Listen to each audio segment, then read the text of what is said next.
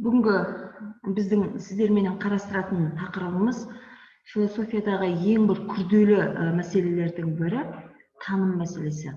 Яғни таным және шығармашылық деп аталады. Таным мәселесіндегі кез келген жаңағы проблеманы немесе оны зерттеп білудің жолын эпистемология деп атайды. Яғни эпистемология дегеніміз танымдық құрылымын зерттейтін философияның жаңа бір саласы. Ал жалпы философия ғылымында танымды зерттейтін философияның жаңа бір жеке бір саласын гносеология деп атаймыз. Есімізге сақтап аламыз және глоссарийда міндетті түрде жазып анықтамасын көрсетіңіздер. Таным теориясы немесе гносеология грекше гносис, яғни білім, таным.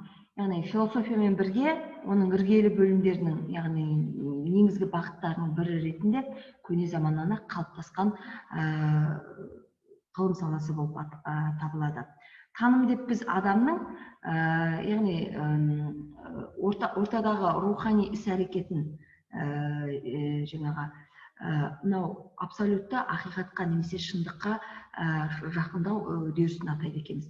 Гносеологиядағы, яғни таным саласындағы негізгі ұғымдарға біз таным субъектісі, таным объектісі, білім, таным ұғымдарын жатқызамыз. Таным субъектісі деп белгілі бір мақсатқа бағытталған танымдық қызметті атқаруды атаймыз. Яғни бірдемені танып білуге тырысу, яғни ақиқатты қабылдау немесе абсолютті шындыққа жақындау деген сөз. Ал таным объектісі деп танымдық қызмет бағытталған кез келген денені немесе нәрсені атайды екенбіз. Өздеріңіз білетіндей, көне заманнан мыңдаған жылдар шеңберінде ойшылдар танымның негізін адамның санасынан, яғни таным үдерісін дамытатын ақыл ойдың жетілуі, шығармашылық ізденіс, немесе білімге ұмтылыс, немесе кез келген бір нәрсені білсем екен, танысам екен деген құмарлықтан, немесе туа біткен дарынның негізінде дамиды деп қарастырады.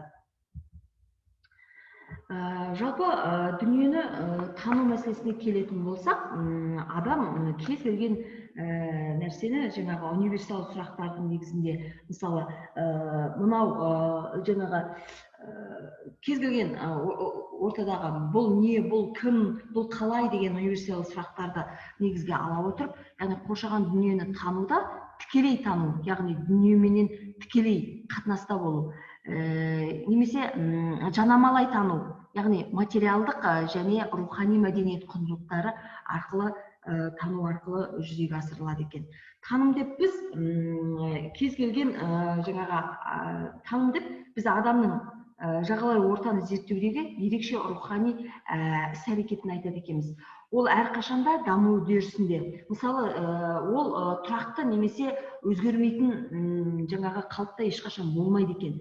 Былайша айтқанда, егер сіз бірдеңені білуге, бірдеңені жасауға, немесе жаңа бір шындықты танып, немесе зерттеп білуге талпынатын болсаңыз, біліммен, шығармашылықпен айналысатын болсаңыз, сіздің танымыңыз жақсы жаққа, яғни алдыға қарай өзгеріп прогресс болуы мүмкін екен.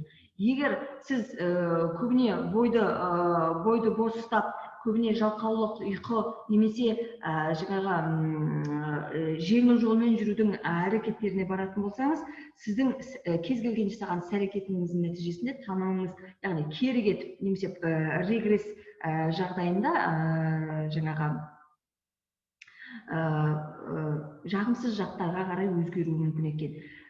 Философия ғылымы таным ол үздіксіз өзгеру үстінде, яғни үздіксіз өзгерісте, үдерісте болады деген ұстаныммен келіседі. Енді жалпы таным дегеніміз не деген кезде, мысалы, көне замандағы адамның өмірінен бастап, немесе қоршаған ортаны тану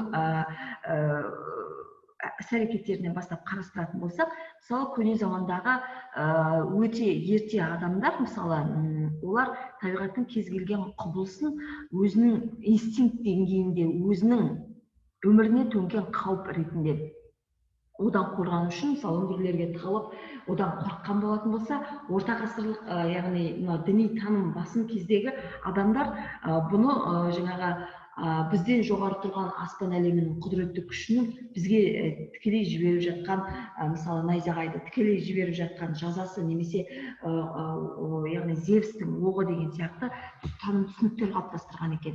Ал кейін келе адамның санасының мына қарапайымнан күрделіге қарай өзгере отырып, әлемдегі барлық құбылыстарды, болып жатқан заттарды тануына байланысты қалыптасқан тәжірибенің нәтижесінде, яғни мысалы бір ғана найзағай ғана емес, жер бетіндегі барлық құбылыстардың абсолютті шындығы мен оның ақиқатты болмысын тануға жаңағы бағытталған әрекеттің нәтижесінде көптеген ғылымдар қалыптасқан екен. Мысалы қазір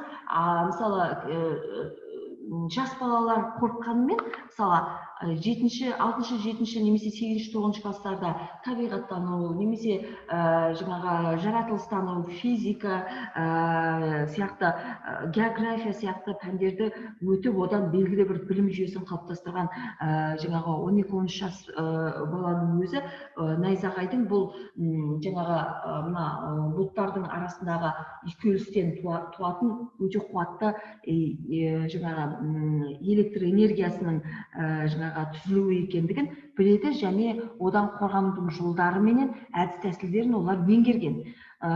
Яғни былай қарасаңыз, мысалы осыдан 2000 жыл бұрынғы адамменен салыстырғанда, бұл жердегі жас бала болса дағы, бұл жердегі таным табиғаттағы кез келген болып жатқан құбылысқа біршама практиканың немесе өзінің іс-әрекетімен талпынысының нәтижесінде жақындай түскен, немесе таным қалыптасқан деп қарастыруымызға болады екен. Жалпы таным күнделікті өмірдегі сіздің күнбе-күн жасап жатқан іс-әрекетіңіздің нәтижесіндегі тәжірибе, іс-әрекетіңіздің нәтижесіндегі жаңағы еңбек үдерісінің нәтижесіндегі қалыптасқан ой негізінде немесе білім негізінде яғни жетіледі екен. Жалпы философиядағы негізгі мәселе ретінде танымды қалай қарауымыз керек?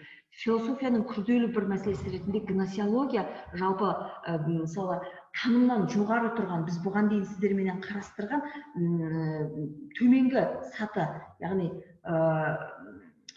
алғашқы сатылар дейді, алғашқы сатылар, яғни ойлау, сана, немесе сол ойлау мен сананың болмысқа қатынасы, рух, немесе табиғат, яғни табиғат пен рухтың өзара қарым-қатынасы, немесе мен және мен емес, яғни жалпы сізге қатынасы бар кез келген затқа байланысты қатынастарды біз философияның негізгі мәселесіндегі қарастырады екенбіз. Бұл негізгі мәселені, яғни философиядағы кез келген жаңағы осы жаңағы болмыс, сана, рух, табиғат, мен емес мәселесі бойынша мысалы екі жағынан қарайтындығын, онтологиялық жағынан және гносеологиялық жағынан қарап зерттейтіндігін айтқанымыз болатын. Өткен жолы біз яғни онтологиялық, яғни болмыс мәселесін қарастырып отырып, жалпы ғылымда не алғашқы, болмыс па немесе сана алғашқы ма деген мәселені жаңағы талқылағанымыз болатын. Бұл яғни адамзат тарихындағы материалистік және идеалистік көзқарас қалыптастырғандығын сіздер білесіздер. Енді жаңағы екінші бағыт ретінде бүгін біздің сіздермен қарастырып отырған гносеологиялық, яғни таным мәселесін қарауымызға болады. Яғни гносеология дегеніміз не? Яғни дүниені танып білуге бола ма деген сұрақты талқылайды екен. Бұл жерде нақты мысалы біздің жаңағы мына түйсік негізінде біздің ойымызда қалыптасқан жаңағы сана, бұл біздің яғни түйсіктеріміздің негізінде көру, иіс білу, мынау қолмен ұстап білу деген сияқты, мысалы түйсіктеріміздің негізінде біз абсолютті ақиқатты қабылдадық па? Ол іс жүзінде, яғни практикада, тәжірибеде дәлелденген кезде біздің ойымыздағы қалыптасқан, яғни интуицияның негізінде қалыптасқан ақпарат негізіндегі ақиқат қаншалықты абсолютті шындыққа жақын деген мәселені яғни талқылайтын философиядағы саланы біз таным немесе гносеология деп атайды екенбіз. Жалпы гносеология мәселесі философияда мынандай сұрақтарға жауап іздейді. Яғни біз дүниені танып біле аламыз ба? Адам танымының қабілеттері, оның мүмкіндігі қандай? Адам дүниені қалай таниды? Ақиқат дегеніміз не? Ақиқат критерийлері қандай? Кез келген мәселе бойынша, мысалы, ақиқат критерийлері қандай? Білім дегеніміз не? Танымның фундаменталды заңдары, танымның түрлері немесе діни ғылым тағы басқа. Өткен жолы біз сіздерге мынандай бір мысал келтіргенбіз, естеріңізде болса. Мысалы, жер бетіндегі біз білетін өлшем бірліктері мен біз білетін заңдылықтар, мысалы, олар жер бетінде ғана, ал ғарыш әлемінде ол тұрақты, нөлге тең деген жаңағы ғылымдағы қорытылған ойды біз айтқанымыз болатын. Яғни жер бетіндегі біздің көріп біліп және игеріп отырған ақиқатымыз, мысалы, бір ғана мысалды айтатын болсақ, біздің көру мүмкіндігіміз, мысалы, ғарыш әлемінде ол тағда, мысалы, өз мүмкіндіктерін төмендетуі мүмкін, немесе тұрақты болуы мүмкін, нөлге тең деген сияқты. Және көру мүмкіндігіне қатысты айтқан кезде, мысалы, сіздер білесіздер, мысалы, жаңағы инфрақызыл сәуленің немесе ультрафиолетовый, немесе рентген жаңағы снимоктардың біздің көру мүмкіндігімізден жоғарғы мүмкіндіктерді бізге беретіндігін сіздер білесіздер.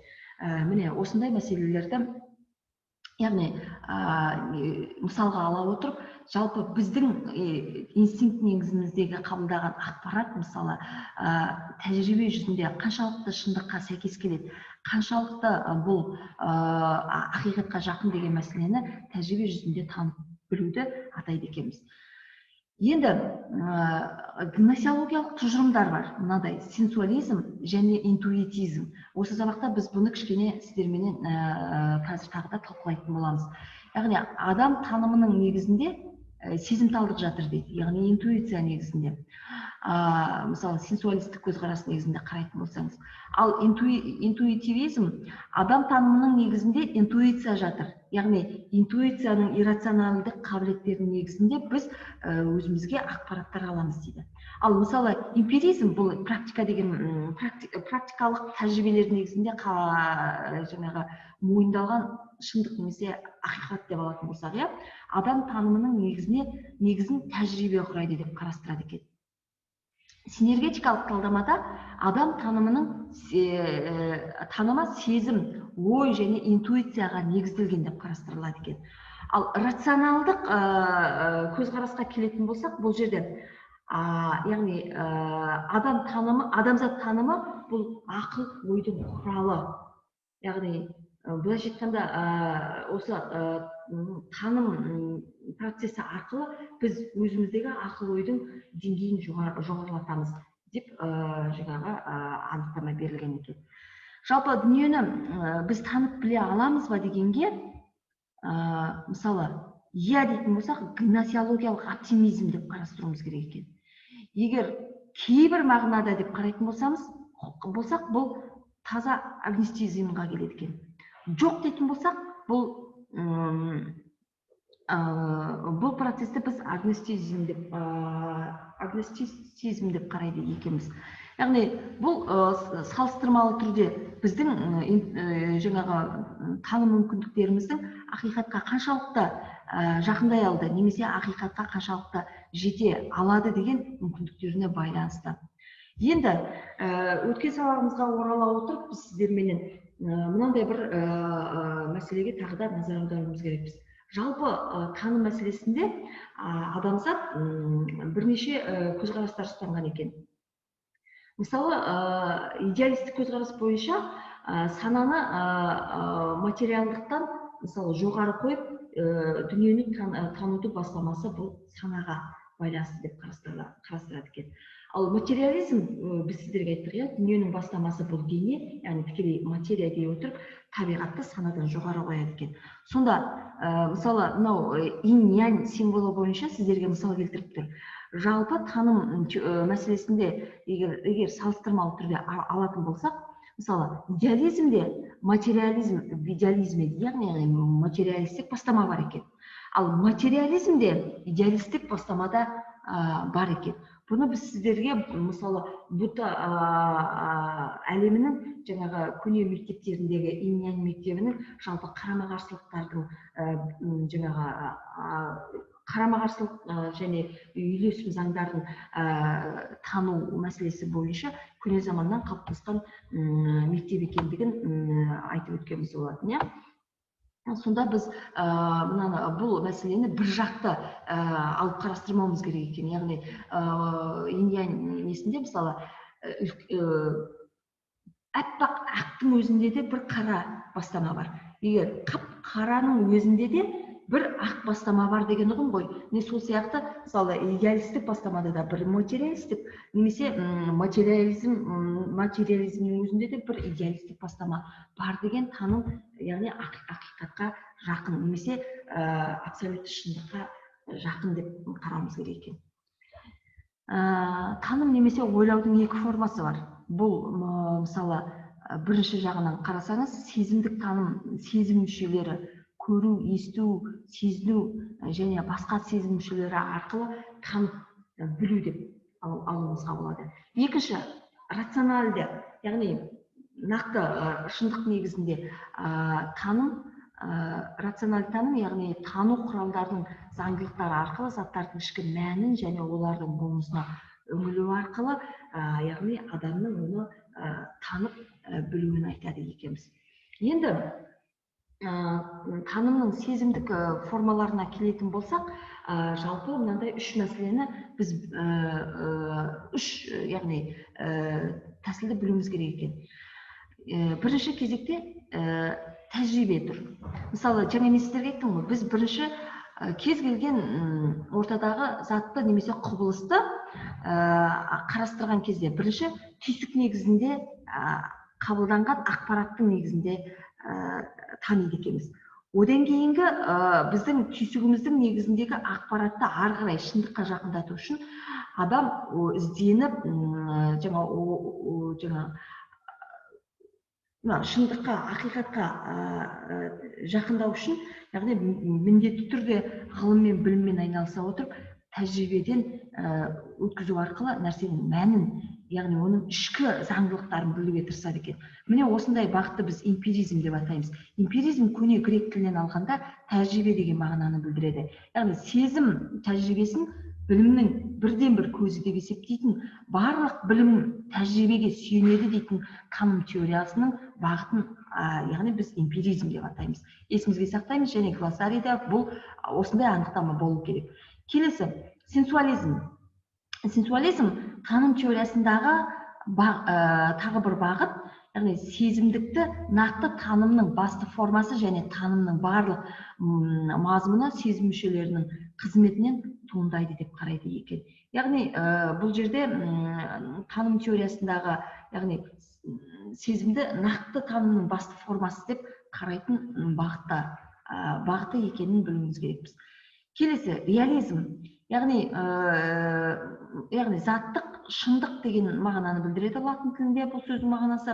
Яғни реализм, мысалы, әдебиет пен өнерде өмір құбылыстардың шынайы қалпында нақтылық белгілерін сақтай отырып, жинақтап білетін көркемдік әдіс деп қарастырады екен.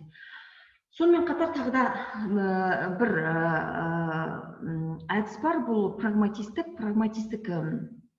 Прагматизм жалпы бұл іс-әрекет немесе іс деген мағынаны білдіреді. Батыс философиясында ақиқат деген, мысалы, ақиқат деген ұғым бар. Соның ішінде именно егер біз белгілі бір тұжырымды, я болмаса көзқарасты басшылыққа ала отырып, өзімізге пайдалы нәтижелерге жететін болсақ, оны біз прагматистік ақиқат деп қарастырады екенбіз. Яғни сіз тәжірибедегі абсолютті шындықтан көрі өзіңізге қатысты, мысалы, қандай нәтижеге жетесіз, мысалы, соны ақиқат деп қабылдауыңызды айтады екенбіз. Келесі, жалпы, мысалы, қазіргі адамзат ақыл ойының жеткен жетістіктеріне сүйсіне қарап отырып, адамзат барлық өзінің өміріндегі қайшылықтарды ғылымның дамуы арқылы шеше алады және өзіне жақсы жаңағы өмір немесе жақсы орта жасай алады деген ұстаным бар екен. Бұл ұстанымды біз синтизм деген бұл латын тілінен алғанда ғылым деген сөз. Синтистік немесе техника оптимистік көзқарас деп қарастырады екенбіз. Яғни былайша айтқанда, мысалы сіздің қолыңызда отырған мысалы гаджеттер немесе компьютердің немесе искусственный интеллекттің қазіргі жетіп отырған деңгейі, немесе айтайық құрылыс саласындағы қол жеткізген қазіргі адамзат баласының жетістіктері және тұрғын үйлерді басқарудағы жаңағы ақылды жүйелер, немесе айталық қазіргі адамзат баласының ғарышқа шығарып отырған жер серіктері, немесе НАСА агенттігінің, яғни халықаралық ғарыш ұйымының жер орбитасындағы құрып отырған жаңағы әлемдік ғарыш станциясы сияқты жетістіктерді мысалы қарай отырып, жалпы адамзаттың өміріндегі қазіргі кез келген проблеманы, кез келген қиыншылықты бұл шешетін жалғыз жол, яғни ол ғылым деген ұстанымды айтуымызға болады екен. Синтизм. Бұл синтизм мәселесін біз сіздермен алдағы уақытта ғылым философиясында қарайтын боламыз. Естеріңізге бұл терминді сақтап алыңыздар. Келесі гипотеза.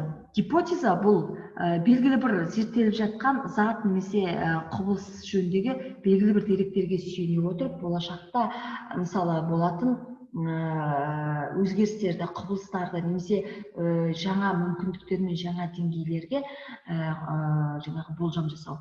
Яғни бүгінгі біздің жеткен жетістіктеріміз немесе ғылымда ашылған жаңалықтарды негізге ала отырып, оларды әрі қарай жетілдіру немесе пайдалану нәтижесінде қандай мүмкіндіктер немесе қандай қиындықтар туындайды дегенге яғни ой қозғау немесе бұл жаңағы болашақты болжау, яғни ғылымда гипотеза деп аталады екен. Бұл мен сіздерге бұған дейінгіде мәселеде айтқан болатын, жалпы ғылымда бірінші теория жасалынады, яғни іс тәжірибенің негізінде қандай ақиқат анықталды немесе қандай мән ашылды, соны теория ретінде жаза отырып ғылымға жаңағы енгізетін, ғылыми айналымға енгізетіндігін айтқанбыз. Ал өмірдегі мектепте сіздерге бірінші теорияны оқытылады, яғни тәжірибе жүзінде қандай нақты дәлелденген, яғни ақиқат немесе шындық бар, міне соны оқыта отырып, енді танымның жетілуі үшін сіздерді практикаға жіберетінін сіздер білесіздер. Жалпы теория дегеніміз не? Теория бұл зерттелетін заттар, я болмаса құбылыстардың ішкі мән мағынасын ашатын практика арқылы дәлелденген қайшылықсыз бір-бірімен байланыстағы ұғымдар. Мысалы, біз нақты дәлелденген, практикада дәлелденген теориялар ретінде, мысалы, Эйнштейннің салыстырмалылық теориясы, Чарльз Дарвиннің мысалы эволюция теориясы, немесе Карл Маркстың формациялық теориясын, тағы сондай теорияларды атап өтуімізге болады екен. Келесі ақиқат мәселесі. Ақиқат дегеніміз жалпы не? Ақиқат бұл таным теориясының негізгі категориясы және адам ойының өмір шындығыменен сәйкестігі. Ақиқат, яғни ақиқат танушы кісінің объектіні дұрыс, дәл бейнелеуі, яғни адам санасынан тыс және тәуелсіз күйінде өмір сүрген қалпында оны зерттеп біліп жан-жақты, яғни абсолютті шындыққа жақын, яғни шындықты немесе ақиқатты қабылдауын айтамыз. Ақиқатты біз объективті ақиқат, яғни білімнің адамға да, азаматқа да тәуелсіз мазмұнын, яғни айтады екенбіз. Салыстырмалы, ақиқаттың салыстырмалы болуы, ол ішкі қайшылықта үнемі дамып, толықтырылып, тереңдетіп және уақыт өткен сайын түзелетін процесс екендігін айтамыз. Абсолюттік ақиқат деп затты толық сипаттайтын таным дамуында теріске шығарылмауы мүмкін емес, яғни теріске шығарылуы мүмкін емес, мызғымас ілімді айтады екенбіз. Жалпы ақиқаттың тануына бірінші деңгейде жаңағы инстинкт ақпарат беретін болса, біздегі инстинктке ақпарат беретін болса, ақиқаттың абсолютті ақиқат ретінде қабылдануына тікелей, яғни гносеологиядағы тәжірибе, одан кейінгі теория жаңағы өзінің септігін тигізеді. Яғни таным процесінде ақиқатқа жету мәселесін адамзат көне дүние кезеңінен ақ зерттей бастады. Оған бірінші болып ерекше көңіл аударған Гераклит екенін, Гераклиттің пантери теориясындағы жаңағы қозғалыс мәселесін айтады екенбіз. Одан кейін бұған назар аударған Демокрит, яғни сезімдік тану ақпарат беру қызметін ғана атқарады. Тек ақыл-ой араласқан кезде ғана, яғни біз ақиқатты өз дәрежесінде тани аламыз деген ұстаным ұстаған екен. Кейін осы ақиқатты практика негізінде нақты мәнін аша отырып, дәлелдейтін ғылымда дәлелденген мүмкіндігін бізге жеткізуге оның жолдарын қарастырған ғалымдардың қатарында біз Аристотельді, көне заманнан жаңа дәуір философиясында Бейконды, Спинозаны, Дидроны, Гольбахтың теорияларын айта алады екенбіз. Мен сіздерге сырыспа тапсырмасы негізінде осы аты аталған ғалымдардың таным мәселесіне қатысты айтқан ойын беретін боламын, және оны біз жан-жақты оқып және түсініп алуымыз керек екен. Енді осы эпистемология мәселесіне жаңа басында айтқан кезде, яғни абсолютті шындық немесе ақиқат мәселесін қабылдауда біз сіздерменен эпистемологияның, яғни танымның құрылымын қарайтындығын айтқанымыз болатын. Яғни кез келген танымның ақиқатты қабылдауына бірден бір септігін тигізетін құрал бұл методология, яғни әдіснама екендігін білеміз.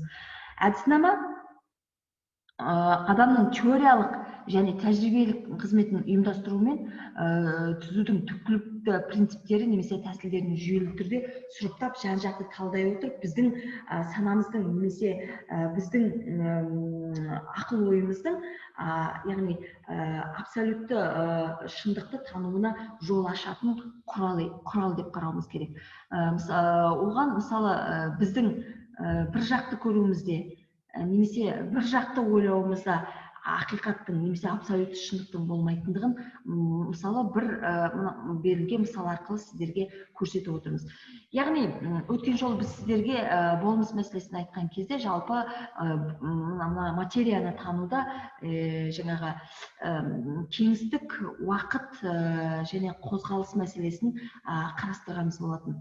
Жалпы кез келген денені тануда оның биіктігі, ені, жаңа ұзындығы қарастырылатындығын, кейбір салыстырмалы зерттеулерде, яғни төртінші өлшем ретінде уақыттың тағы да есептелетіндігін сіздерге айтқанымыз болатын. Мысалы, бір ғана мына цилиндрді, егер бір жақта қарайтын болсақ, біз оны яғни ақиқат емес, бір жақты қарастыратын болсақ, ол бір жақты сізге шындығы көрінуі мүмкін.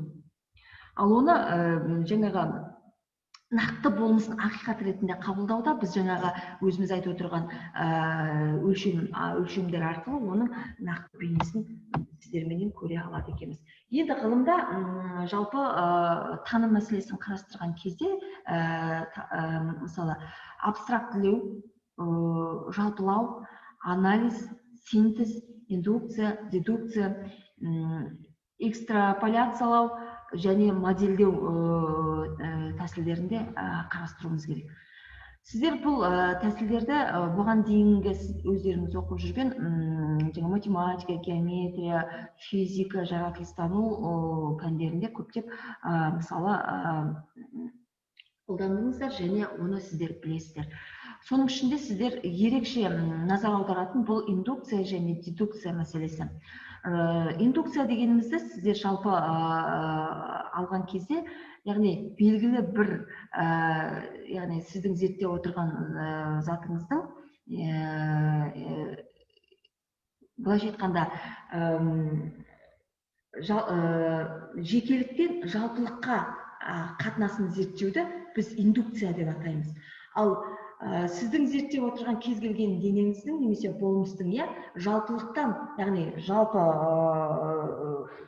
қасиеттерінен, жалпы ерекшелігінен сізге қатысты жекелікке өтуіне, сізге қатысты зерттелуін біз дедукция деп атайды екенбіз. Мұны жаңағы Бейконның және Спинозаның еңбектерінен, осы олардың, яғни теориялық негізде жан-жақты қарастырған зерттеулерін көрулеріңізге болады. Енді таным мәселесінде біз сіздерменен осы жаңағы Платонның, Аристотельдің және жаңа заман ойшылдарының еңбектеріндегі айтылған ойларды жан-жақты зерттей отырып, жалпы біздің танымымыздың ақиқатты шындыққа жетуінің жолдары қандай және ол қандай кезеңдерден өтеді, оған жетудің әдіс тәсілдері қандай деген ойды қорыта отырып, оны жаңағы абсолютті шындыққа жақын деңгейде біліп және игеріп алуымыз қажет екен. Гносеология мәселесі философия ғылымындағы ең күрделі мәселелердің бірі. Бұл адамзаттың ақыл ойы менен санасына қатысты болғандықтан, оның уақыт өте немесе әртүрлі зерттеулерде түрліше жаңағы түсіндірілгенімен, гносеологияның негізгі проблемасы бұл адамзат ойының ақиқатқа, яғни абсолютті шындықты қабылдауға бағытталған жаңағы мәселесі екендігін сіздер білулеріңіз керексіздер. Бүгінгі тақырыбымыз бойынша дәрісте берілген қысқаша мағлұмат осындай, және өздеріңіз сіріспе сабағында осы мәселені кеңінен толық меңгеріп және біліп алуларыңыз қажет. Енді келесі сабақта біз